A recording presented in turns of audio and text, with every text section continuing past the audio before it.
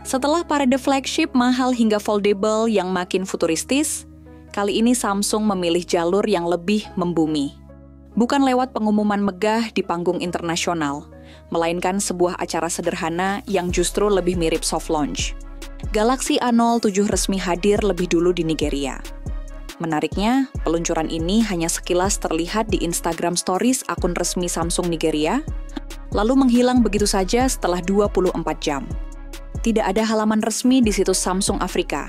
Tidak ada gegap gempita konferensi pers. Sebuah strategi yang terasa sengaja dibuat misterius. Padahal, produk yang mereka bawa bukan sekadar ponsel murah untuk melengkapi katalog. Samsung Galaxy A07 justru membawa sejumlah fitur yang sebelumnya jarang disentuh pada segmen entry level.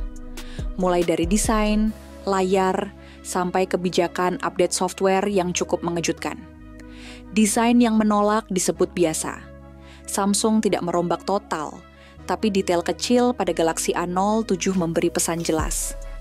Bahkan seri terjangkau pun pantas tampil serius. Key Island yang membuat tombol samping sedikit menonjol, modul kamera besar dengan aksen hitam tegas, dan body ramping dengan sertifikasi IP54. Hal yang jarang muncul pada kelas harga ini. Untuk sebuah perangkat yang dijual di kisaran 1 jutaan, memberi proteksi debu dan percikan air jelas langkah yang progresif. Layar yang layak diadu. Panel berukuran 6,7 inci dengan refresh rate 90 Hz sudah cukup memberi pengalaman mulus. Tapi Samsung menambahkan klaim bahwa layar Galaxy A07 tetap jelas di bawah sinar matahari. Bagi pasar Afrika dengan iklim tropis yang keras, klaim ini bukan sekadar gimmick. Ini Samsung membaca konteks, entry level bukan alasan untuk menutup mata pada kebutuhan dasar pengguna. Kamera dan daya, simple tapi tepat. Kamera utama 50 megapiksel ditemani depth sensor memang bukan revolusi. Namun Samsung tahu, angka besar tanpa ekosistem software yang matang hanya akan jadi hiasan. Dengan reputasi mereka di pemrosesan gambar, kamera ini setidaknya bisa diandalkan untuk kebutuhan harian. Sementara kamera depan 8 megapiksel masih setia dengan water drop notch, membuktikan bahwa kompromi tetap harus ada. Baterai 5000 mAh dan dukungan fast charging 25 watt menutup celah besar yang selama ini sering dikritik di seri A generasi sebelumnya.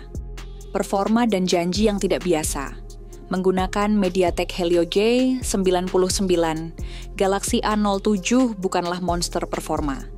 Tapi yang mengejutkan justru bukan soal chipset, melainkan software.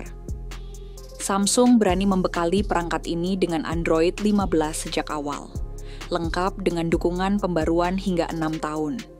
Itu berarti sebuah ponsel entry level bisa bertahan lebih lama dibandingkan sebagian besar flagship kompetitor. Di sini, Samsung secara halus sedang meredefinisi ekspektasi pengguna. Harga yang masih rasional.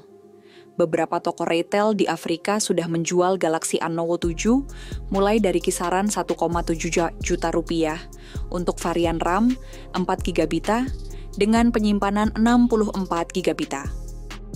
Angka yang cukup kompetitif, apalagi bila dibandingkan dengan benefit jangka panjang berupa update software yang nyaris overkill untuk level harga ini. Kesimpulan, Galaxy A07 bukan sekadar penyegaran dari A06, melainkan pesan simbolis dari Samsung. Bahwa kelas entry level pun pantas diperlakukan serius, dengan fitur yang biasanya hanya ditemukan pada perangkat lebih mahal.